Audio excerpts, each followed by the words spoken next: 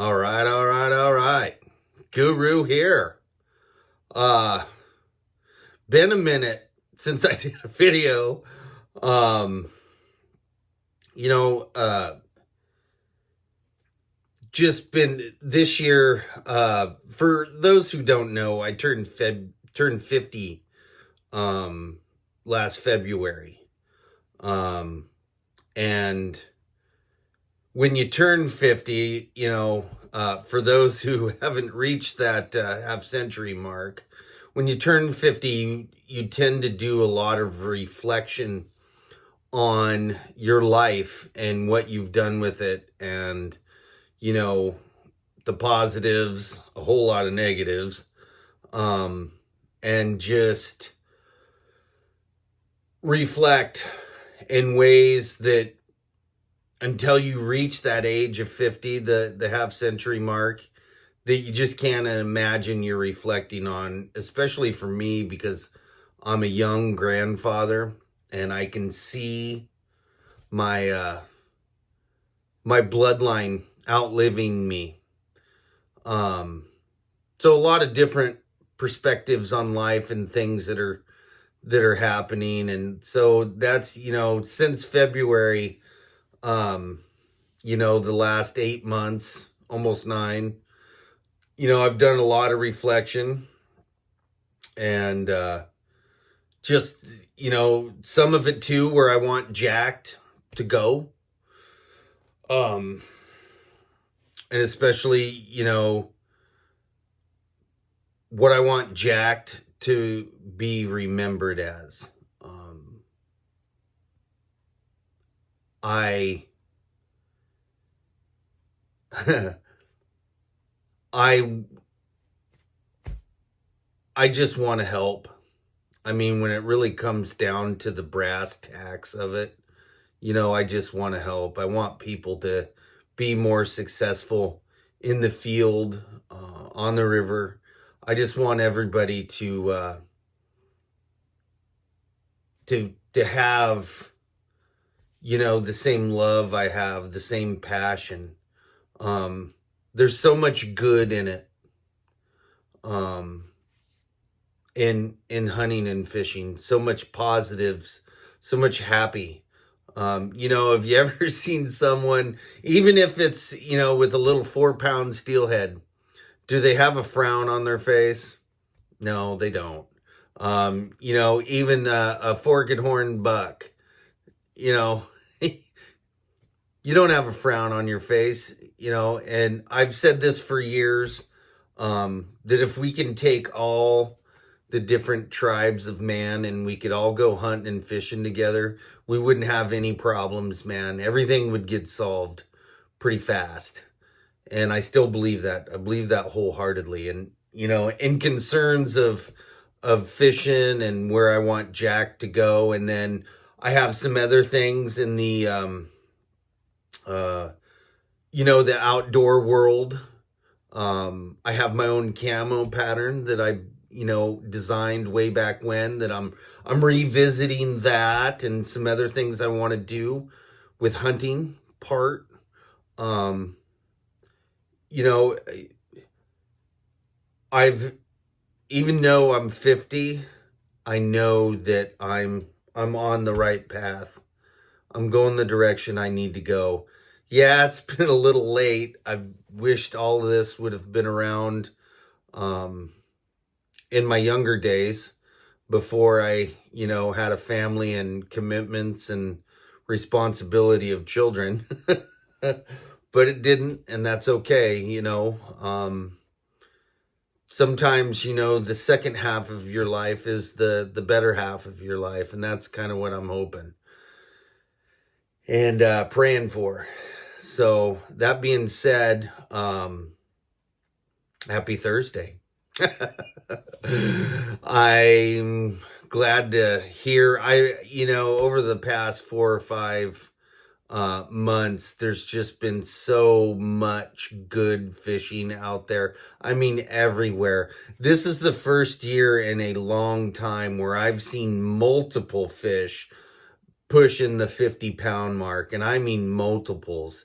The Chetco, the Rogue has been putting out some big fish. I've seen some big fish coming from Tillamook Bay. I seen one the other day that was easily 40 pounds. I don't know. They didn't say how big it was, but it was a 50-inch Chinook. No problem. Probably longer than that, where you're holding it up and the tail's dragging the tail's dragging the pavement at the boat launch. I mean, that's a big Chinook. I mean, that's, I figured it was at least 35. Everybody else thought it was probably closer to 50, but I was, being a little conservative. It was a big fish, but I've been seeing that everywhere. The silvers have been really good all over the place. Not a lot of big ones, but a lot of silvers, period. There has been, and I'm not going to say where it was, because if I tell you, then the guy will absolutely destroy me.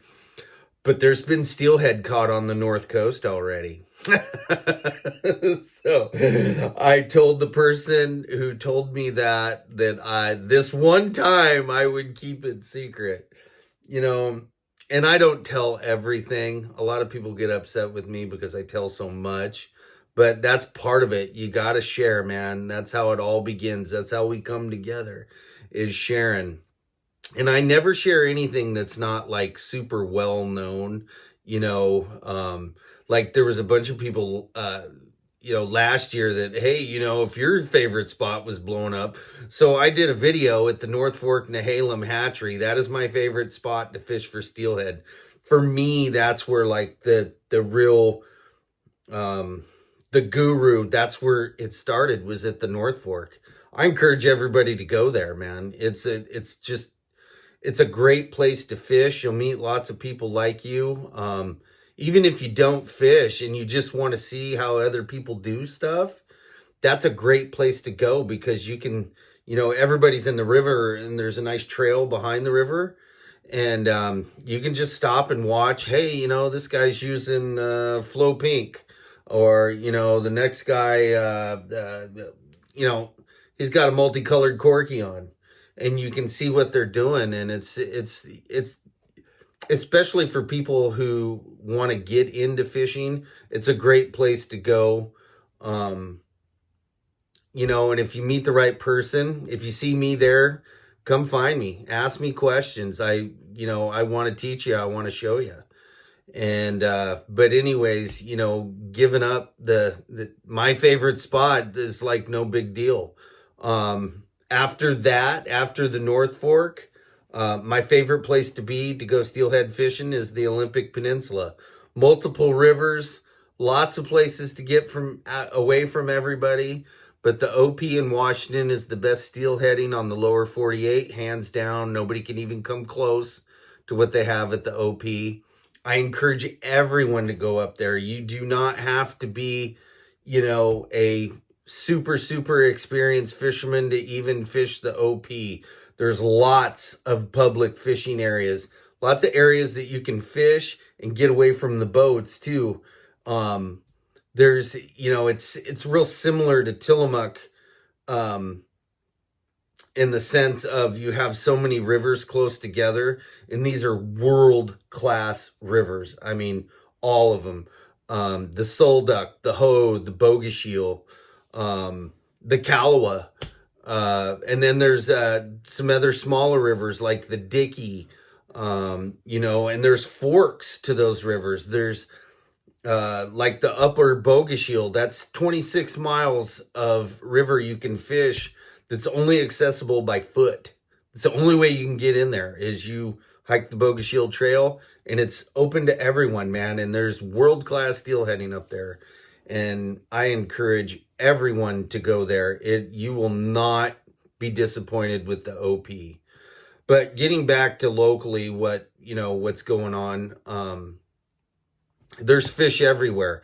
Now it is Thursday, 10/23/25, and we got a big Pineapple Express busting in on us.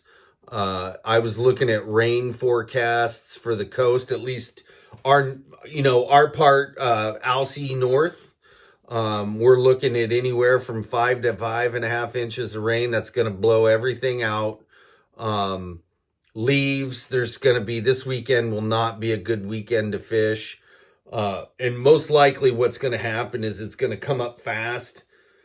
It dropped fast because we haven't had a lot of rain. You know, the ground's going to soak up a lot, but it is going to come up. You know, even if it doesn't necessarily come up and blow everything up, it's going to be dirty. So like the Wilson, you know, even if it only comes up to like 5.5 feet, it's going to be dirty and full of shit because everything's been so low for so long. And plus you're going to have a lot of, you know, a lot of it's going to be soaked in with the ground. So this weekend definitely will be kind of a bust, but this is the weekend that's going to like push us in there because it's going to suck fish in. There's no doubt about that. And it's going to start sucking them in as we get enough rain to maintain river levels. And it might take one more blowout to get all the leaves. It's October. Leaves are falling everywhere. There's debris in the, you know, things are going to shift and move, and there's just going to be a lot of junk in the water. It may take one more blowout. You know, usually when this happens like this, what happens is, so the rivers just come up to that point to where they're not blown out, but it's enough water to kind of move all the debris and stuff. And they get real dingy and nasty, but they drop fast. But it's when that drop occurs, even if there's debris in the water, you know, it will be minimal, but you'll still get fish coming up. And it's still possible to get fish. There's no doubt, you know, Chinooks, chums, the silvers. We're kind of at the tail end of the silvers, but there's going to be silvers to catch. As far as where to target those, on the North Coast, and this will be the last weekend because it usually closes. So I think Monday, let's see if today's the 23rd. So I think so basically like the North Fork Nehalem for its silvers, it's going to close on the 31st of the month, almost always, for hatchery silvers. The Trask, its run, I do not know how well it's doing because the rivers have just been so low. We've been waiting for this. But typically the Trask silvers is about the same timing. Those are probably your two best. If you're looking for hatchery silvers on the North Coast, that's probably your two best. The Siletz gets silvers, but not like the North Fork and the Trask. It does get some, but just not the same numbers. It's not even close. The Trask gets a ton, and the North Fork gets a ton of hatchery fish. They, you know, they get quite a few. But I know down like in Tidewater, they're doing real well. That fish that I spoke of, the really big one, that came from Tidewater. I don't know where. I just know they put in at 5th Street there on the Trask, and they were up in Tidewater somewhere. They went up. I do know that. I just don't know. There's quite a few really good holes there. So, you know, I don't know. The picture that I seen of the person who I know who posted it, they just said Trask Tidewater. I just know where he fishes. So I haven't talked to him about it, so I haven't got all the deets, but anyways, it's, you know, this rain we're getting is like the beginning. It's the beginning of the fun, man. And steelhead season's right around the corner. I got a few things I'm going to show you guys, but the other thing I want to mention too, y'all know how I love the Deschutes. I want you to look at the counts at the Deschutes, or specifically at the Dalles Dam. Yes, everything's dropping, but like over the Dalles, they're still getting, up until like even I think a few days ago, they were still getting like 1,500 steelhead over the dam. A lot of those they're right there. I mean, there's quite a few Idaho fish, but there's a lot. Let me tell you right now, there is a lot of steelhead being caught in the Deschutes. There's silvers that they're catching up there in the lower end. There's a lot of fish up there, man. There's lots of fish to be had. Like this weekend, if it were me, I'm gonna go do some bird hunting with my dogs. Just because fishing's just gonna be shitty, and I love hunting with my dogs. If you've seen some of my posts, you know that. But I'll be in that area over there. But I won't be fishing. I'll probably have a rod in the truck. You never know if we limit out early. But to avoid the rain this weekend at the coast and in the valley, that's where I would be heading up there, especially if you don't have a boat and you're being a bank maggot, brush burner. There won't hardly be anyone up there like locals. That's about it. And the locals I know people that, basically call the Deschutes home this time of year, and they all say everybody leaves and there's lots of fish. One of these particular guys that I know of usually fills 5 to 6 hatchery harvest cards of steelhead alone on the Deschutes. Primarily, all he uses is a side planer and a plug, and that is it. So let that be a lesson to you. When it's just dumping and pouring like it is going to be this weekend, you can head to Deschutes, and there's fish to be caught. Along with some other spots on the Columbia up there. They're going to get rain over there, but it won't be near as bad as the rain we're going to get in the valley. They were calling here in McMinnville, I think, for 4 inches. That's between Friday and Monday, 4 inches of rain. So a little over an inch a day, which is a lot of rain. So, but we need it. We need it for the rivers to come up. So I ain't complaining because I know it's on the other end of that. Because right now we're in front of the run. We're in front of it.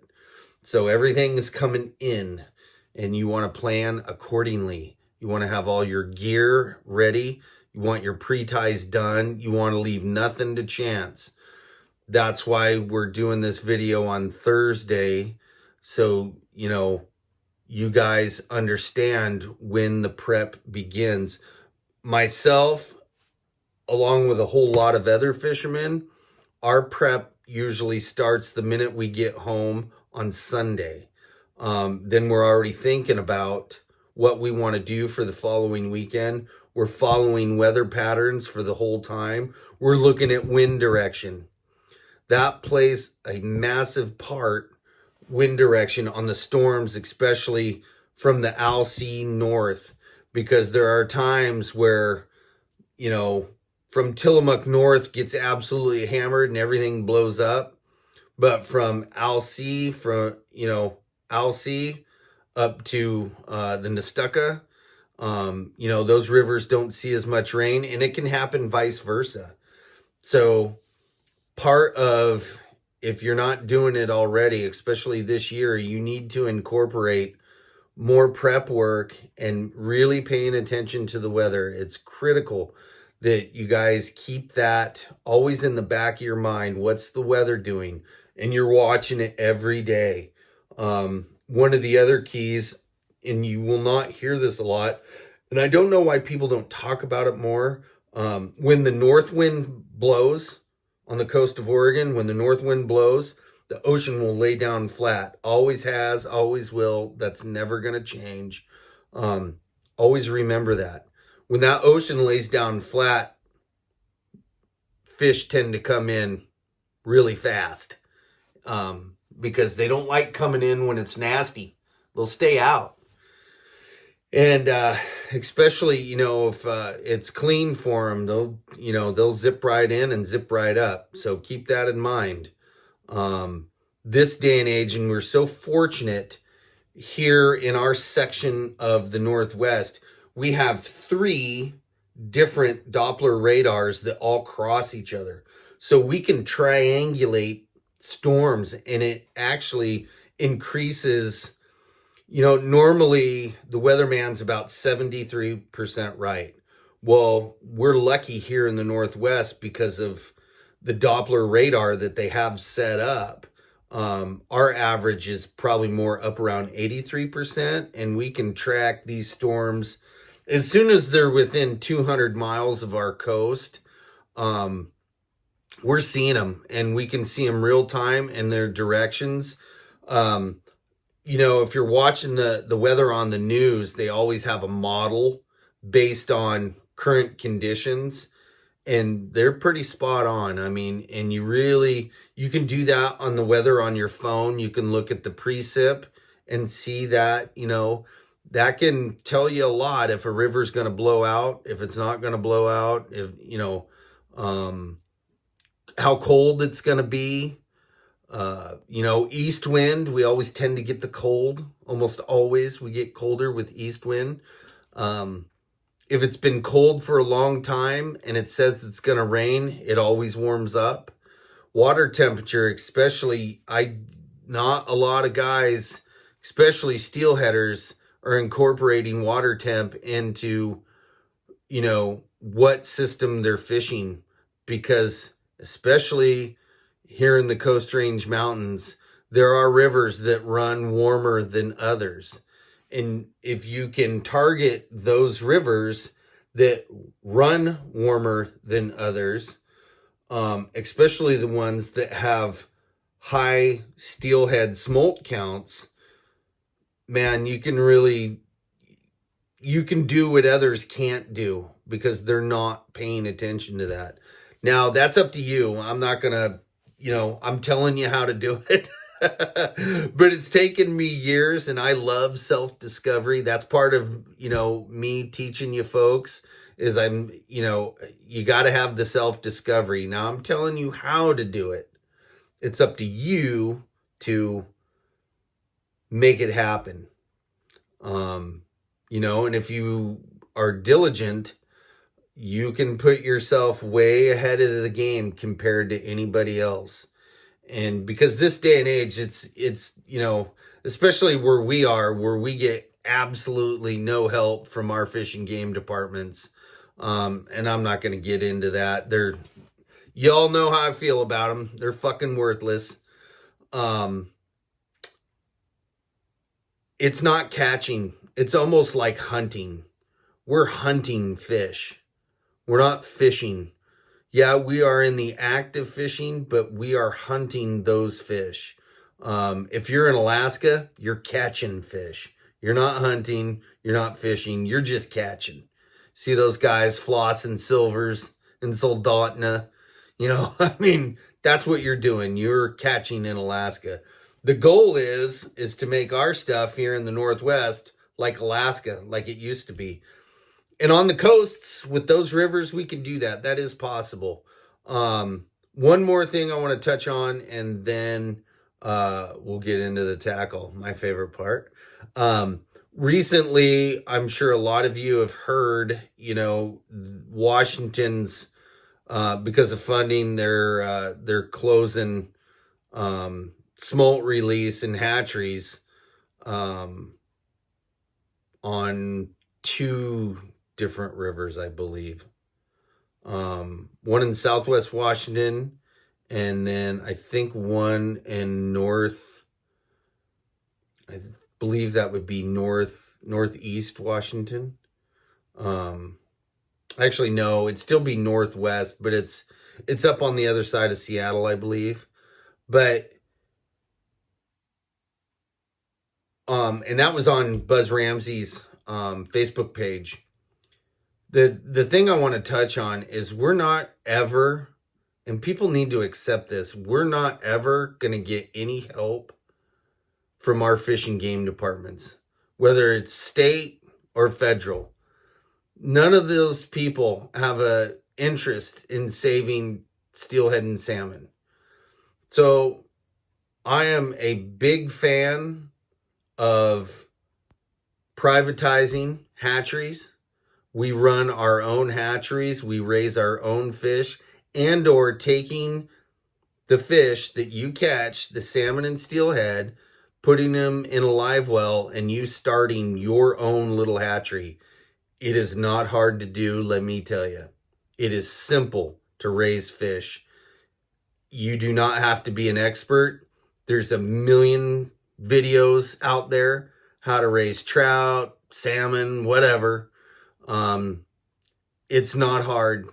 You can, and there is absolutely zero laws, zero, that says you have to kill your fish when you catch it. You can put it in a live well and take it home and keep it alive.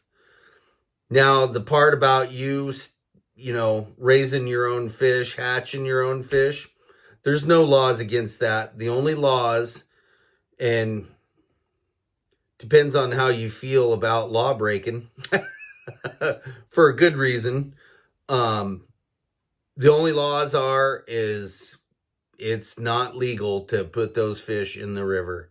And frankly, at this point, I don't care. We've had a group effort of people since the 80s, since I was a young man, consistently taking a big giant shit on our salmon and steelhead runs. And we're not going to get any help.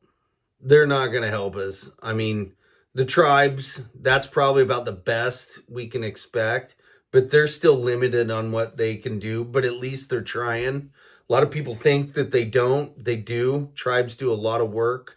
There's a lot of people you don't hear about that are doing a lot of work out there, who have their own little backyard hatcheries that live on the river or near it, who are, maybe they only might be dumping 5,000 or 6,000 smolts a year, but they're trying. They're at least they're trying. And I know that if we all got together, we could build our own hatchery where we control, and we could litigate this in court. It wouldn't be that hard.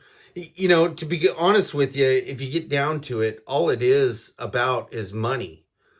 So fine, just pay the states, pay them to sit there and do nothing. We kind of already do anyways.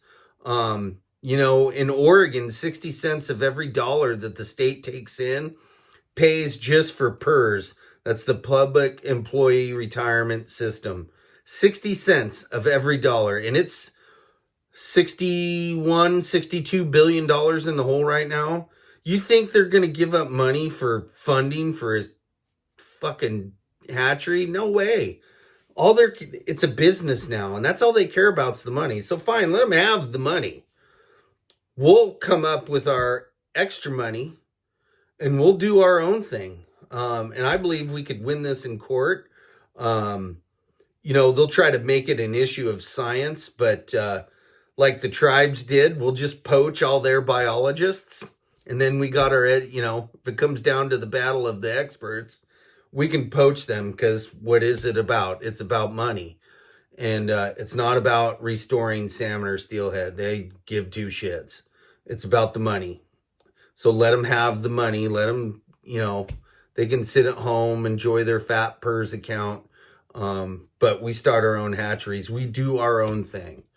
And that is the only way we're going to turn around salmon and steelhead fishing. We're not going to get help from any of those agencies. They don't give a shit. All they care about is money, money, money. That's what it is. I've seen it since the 80s. I've seen good people try to do the right thing and they just get shit on. And it's always about the money. So let's get to the tackle, huh? So we're going to visit. I don't know if you guys remember this. All this is a little 5/16 tube. It's not real big, but I've done videos like this before. Oh, let's take a drink of cider.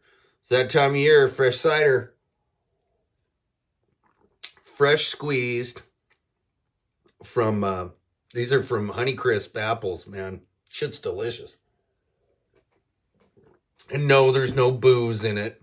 Don't taint good cider with alcohol. You'll ruin it. So, y'all have seen me use this to make holes in beads, right? So as everybody knows, and I'll show you, I got some right there. I make it no secret. I use Swarovski crystal on everything. Here's some I just bought recently.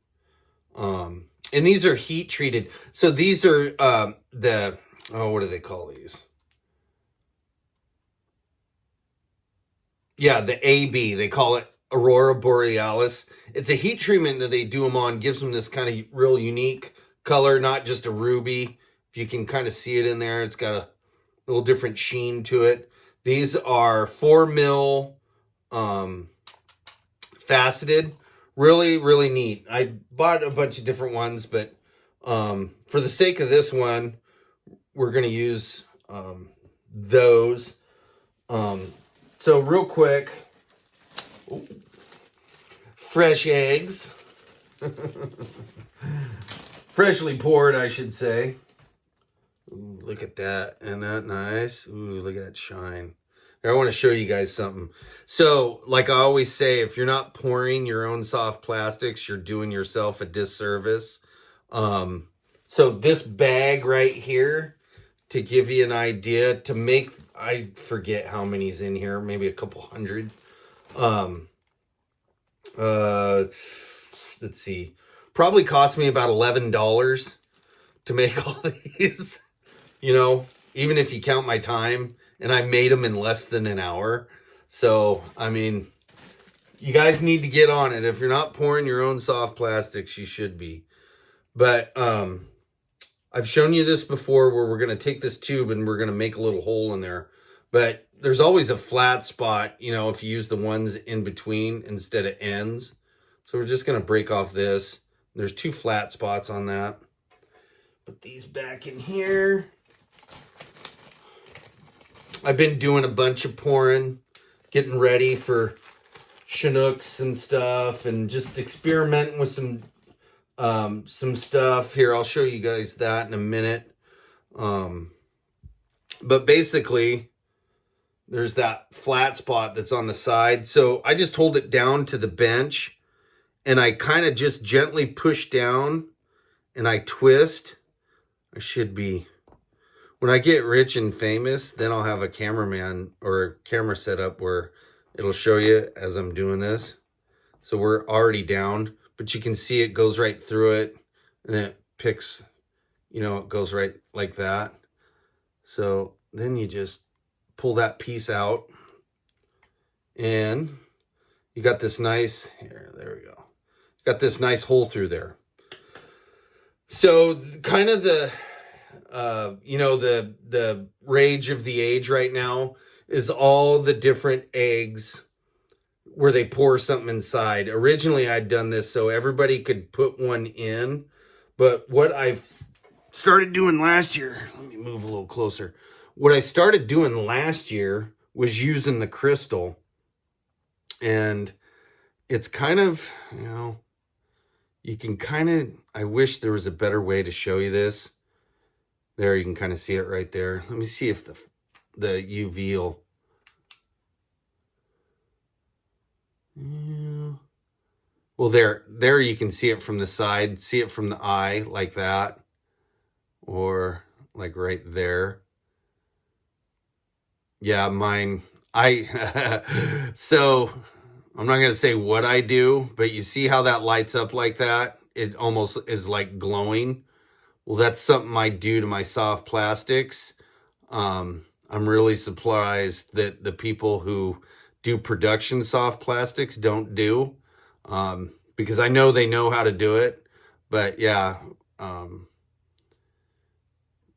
you can make them really, really pop like that. But anyways, that beads inside there, you can kind of see it right there. And it just, you know, it's that embryo look they're going for. But when you put the hole through it like that and you use that crystal, it just, I wish, it's not showing up real good. Like right there, you can see it. It almost, it's not glitter, but it does something to it. And it just, I'm telling you, man, we had great success with this. I was using it quite a bit last year. There, you can kind of see it right there, that embryo look, but with the Swarovski crystal. And I'll pop that bead out here. Maybe you can, there we go. You can kind of see what it does. Well, it does something different in the plastic itself. So you guys can take whoever's beads you're using, out there, and you can do this little, piece of tube that I bought at Home Depot over in the metal section.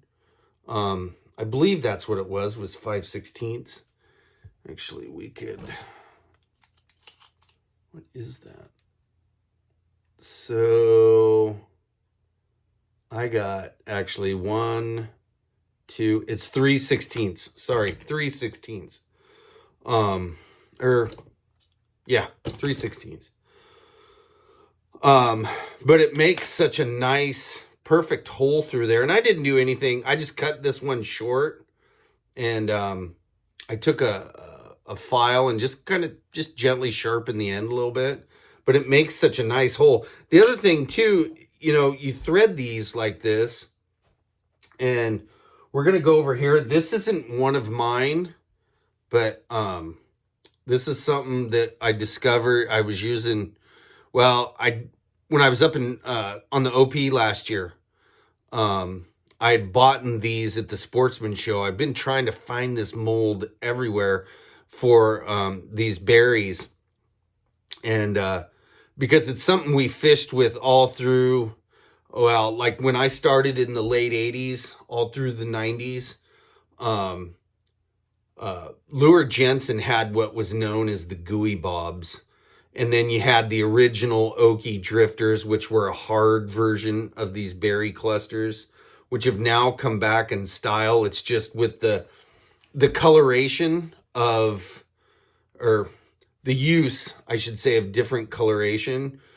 There's so many more varieties and sizes now. I believe you can still buy the original Gooey Bobs, and there's a couple other people. But when I was at the Sportsman Show, and I know I never really promote someone else's shit, because I'm always about people building their own. But these guys right here, Team VIP, I have some Flow Pink ones, and then I bought these kind of natural orange. But if you just put that hole right through it, you fill that up with your favorite scent, whatever you want to fill it.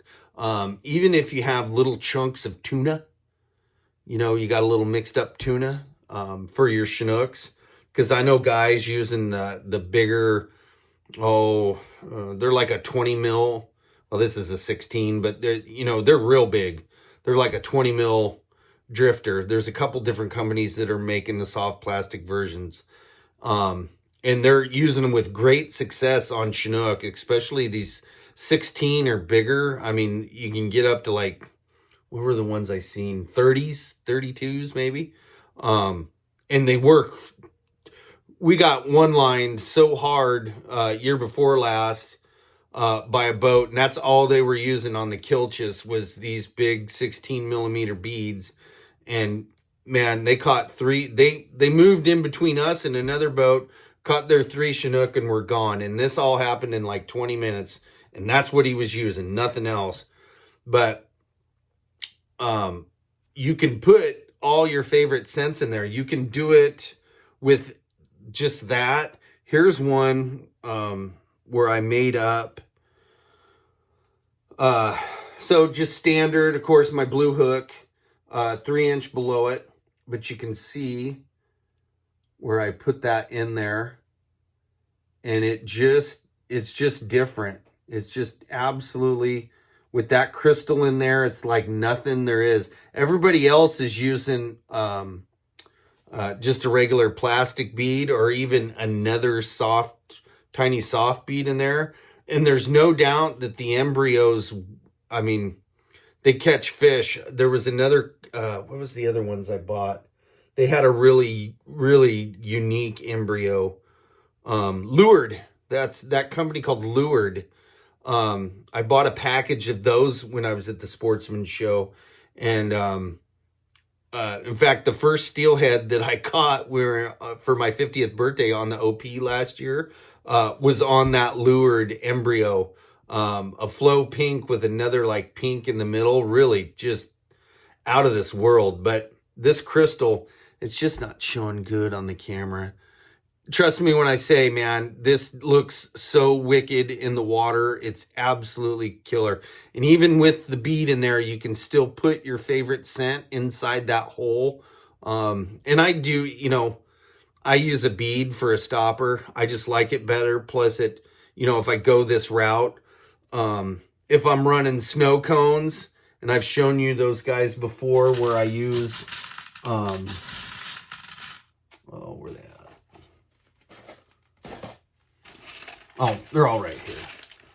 Where I'm using the stack beads, and then I'm running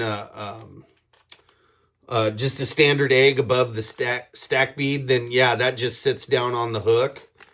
Oh, here, so you guys can see where I get those. Here, check this out. Isn't that cool? Boom. Actually, probably look better like that. There, now you can see it. How those pop like that. And that pink with the chartreuse, man, that's one of my favorites right there when we're doing the snow cones. And I used snow cones a lot last year and did really, really good with them. That's another, I don't know if it's mine. Maybe somebody way back in the day did it, but that's what I call them when I started building them. Actually, I can throw one together real quick. Kind of what they look like. Here, we'll just take one of those. I don't know. I went through my videos and got rid of a bunch of them. Like I got rid of the videos where I was showing everybody how to use make the gummy eggs and worms. And I should have, here, we'll just do it like this real fast. Ooh, that bead's yucky. Here. We'll use this guy right here. So you can kind of see.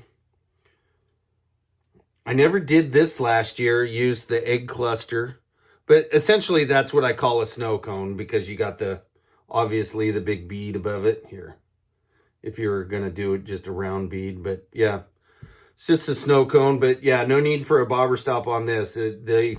They gobble those suckers down. I did not try this last year with these small little clusters. Here, let me just pop that off real fast. And then we'll, here, I won't even try to thread it through the good spot. So there's a snow cone. And like sky's the limit on stack beads. These are just, the Walleye Supply makes the two-tone. Let's see. There's another one that I buy, two-tone, that I really like.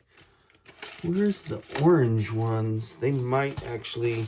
There's these other orange ones that they make. The standard flow pink is always another really good one. And here, see, they just pop, with the UV. I'm a firm believer in UV, but I don't think UV is like the be all end all of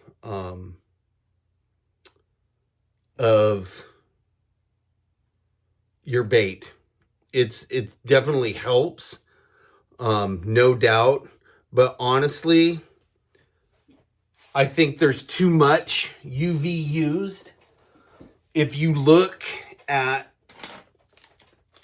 a lot of where the UV is naturally in nature, it's little parts. Like on birds, specifically like waterfowl, they only have UV on certain sections. And there's no doubt that, fish see UV, all kinds of different animals see UV. No doubt that they see it. but it's even in fish, it's only in specific areas. It's not like the whole fish just blows up UV. You know, usually it's up around their heads somewhere, um, maybe on their back or something, little places that pop UV. And I think that a lot of times less UV is more, like with you know, for all the real egg guru guys out there. You know, you have you know, for Chinook and silvers, you generally use a little bit hotter cures. You know, and when we say hotter, meaning, you know, a little more chemical. In fact, the best egg guy that I know, um, he goes, your eggs smell chemically, because he's always about, you know, especially for steelhead, all natural, non-chemical, you know, as little as you can possibly use. Um, he does a lot of 3-2-1 cures, which is, you know, salt, sugar, borax with, you know, a little bit of coloring, a lot of, you know, he does a lot of boiling method cures, which are really popular now. They take a little more time to do the boiling method, but the egg that you turn out with is absolutely amazing. I'm an impatient bastard, so man, I'm not good at eggs. I can tell you in my lifetime, I do good basic eggs, but in my lifetime, I can probably count on one hand all the egg cures that I've done that have really been over the top, where we've caught lots of fish on them. And literally, I'm just, you know, I do good basic stuff. I'm not the egg guru. There's lots of guys out there who really are just, man, they seem to just, they have the luck. And with egg cures, I know it's all about prepping the eggs, taking care of your fish. I do all that stuff, you know, bleed my fish and everything. I just don't have the same luck as other people do. You know, my luck and my skill is elsewhere. But getting back to that, you know, UV, try using it sparingly. You know, I didn't come up with this. A lot of the old salty masters before me did. But I just kind of carry it on.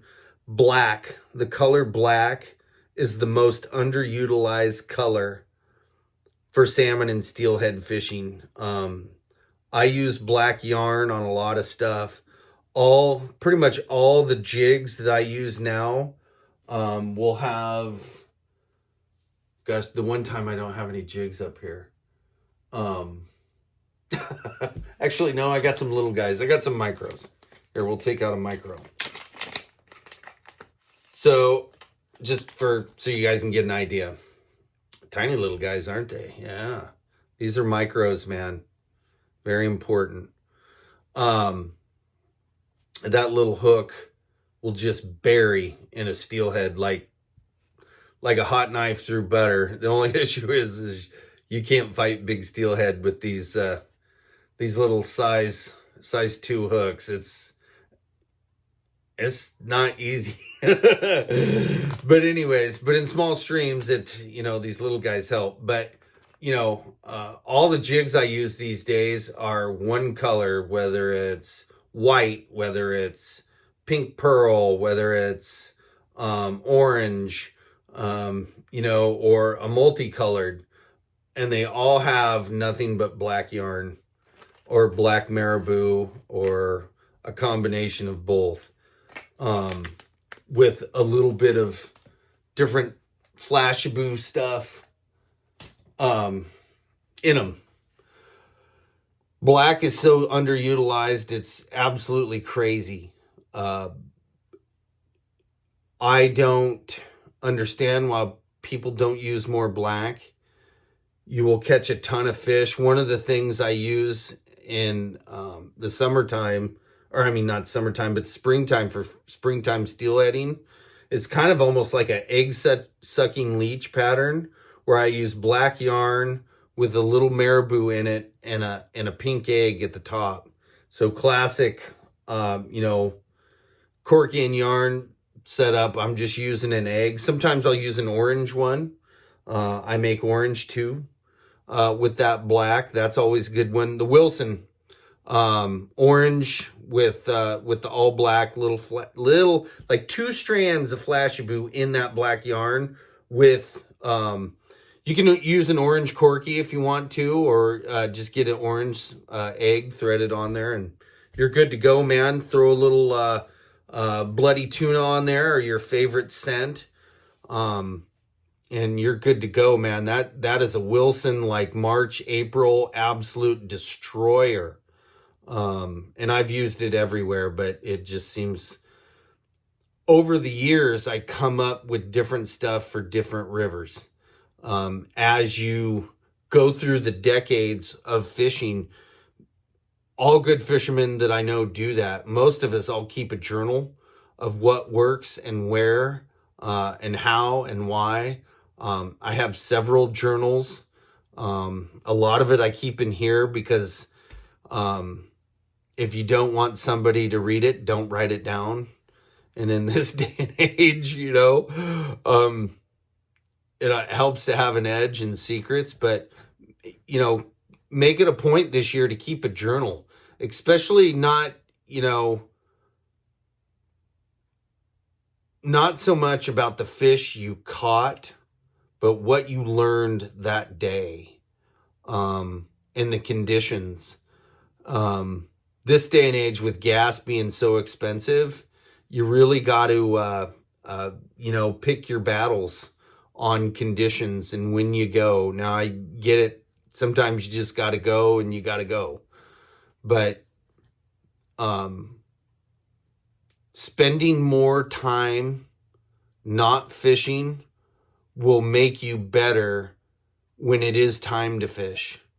So like this weekend, yeah, there's not going to be a lot of good fishing. Everything's going to blow out. It's going to be miserable.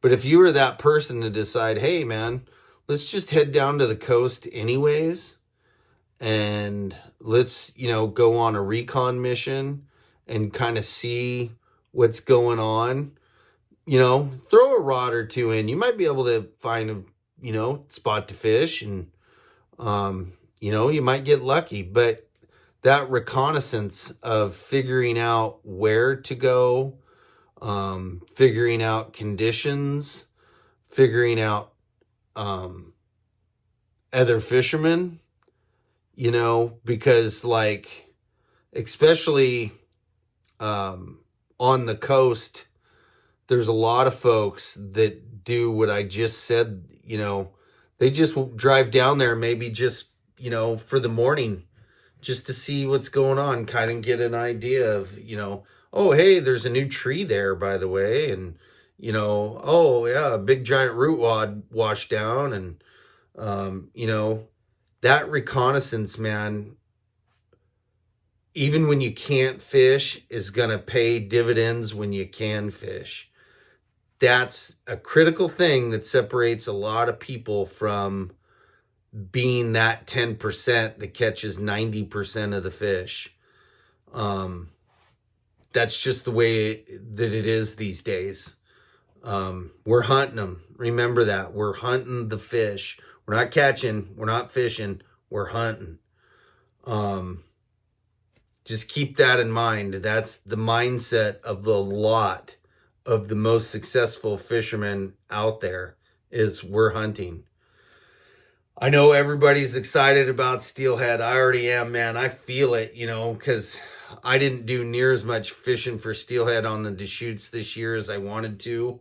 And 2 of the times we went, we got skunked and or just caught natives, which natives are always a good time. I think I did put out one video. We were on the lower end, just outside of the wreck area. And yeah, I did. I put that out. We got into a few that day. I think everybody hooked fish that day, so it was good. A lot of fish in the river, mostly all natives, and in July. But Eric did get a couple hatchery fish down lower than where we were. but I generally like to get up out of that lower, like, say quarter mile, well, not even quarter mile, lower 1 mile, and kind of, a lot of people are using e-bikes, so they're driving up the road. Some people are even using e-bikes and going up the railroad tracks, which is really fucking dangerous. Don't do that because the trains will not stop for you, and it's illegal. Highly illegal and highly dangerous. I would not recommend it. There's a nice road on, it'd be the east side of the Deschutes. I think that road runs for 17 or 18 miles, and you can e-bike the whole damn thing if you want to. But that's what a lot of the guys do, is bike it. Then you just drop your bike off and plow down to the river and, pick you out a nice hole, and you'll have that hole all day to yourself. You won't see anyone. If they do, they're just going by on the road.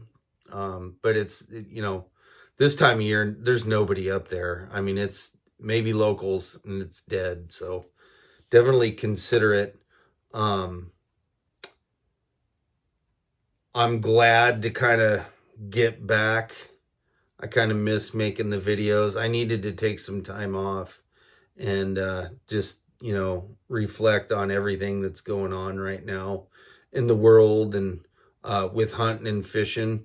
We have a lot of things that are coming after our hunting and fishing. I hope everybody pays attention to that, despite the other madness. The hunting and fishing is what's gonna,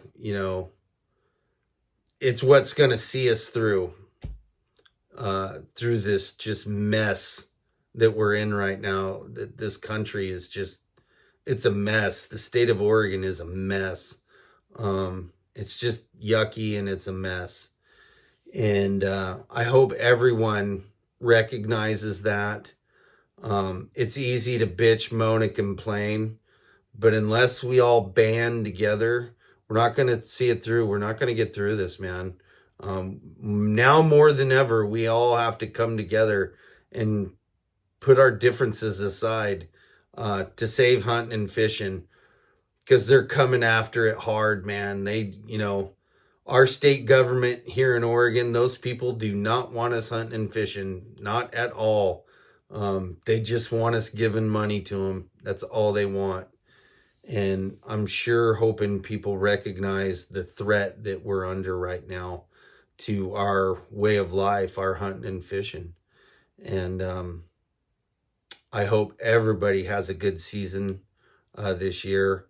I'm going to be doing a bunch more videos. If you guys would like to go fishing with me, hit me up. Send me your information via email. My email is acidegg1@gmail.com. So that's ACIDEGG numeral 1@gmail.com. I'm guiding, I'm fishing. I got a couple donation trips I got to complete, but other than that, I'm pretty much wide open. I haven't really been booking anyone. Just trying to keep everything open right now. If you want to go fishing, let me know. I'd love to take you. Even if you just want, an educational trip, I do lots of those where I take that learning curve out for you and have a fun day going down the river. So that being said, I hope everybody's doing well. I hope your loved ones are doing well. I really hope you guys are getting the fuck out there and being wild. Get out, be wild. I hope you shoot straight. I hope you keep your lines tight. Guru out.